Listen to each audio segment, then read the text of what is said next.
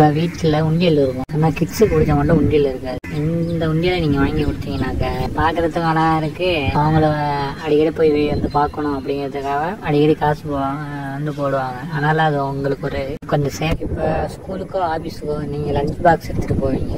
இது கொஞ்சம் யூனிக்காக பார்க்குறதுக்கு லுக்காக அழகாக இருக்குது. மேக்ஸிமம் இந்த வாட்டர் பாட்டில் பார்த்துருப்போம் நம்ம எல்லாருமே. ஆனால் இந்த அளவுக்கு ஒரு நல்ல டிசைனாக பார்க்குறதுக்கு வந்து லுக்காக கொஞ்சம் ராயல் லுக்காக இருக்குது பார்க்குறதுக்கு. இந்த வாட்டர் பாட்டில் நல்லா தான். இந்த வாட்டர் பாட்டில் அழகாக குட்டியாக சின்னதாக இருக்குது. இதுக்கு ஒரு கப்பும் வந்து தராங்க. இந்த வாட்டர் பாட்டிலும் அழகாக இருக்குது பார்க்குறதுக்கு.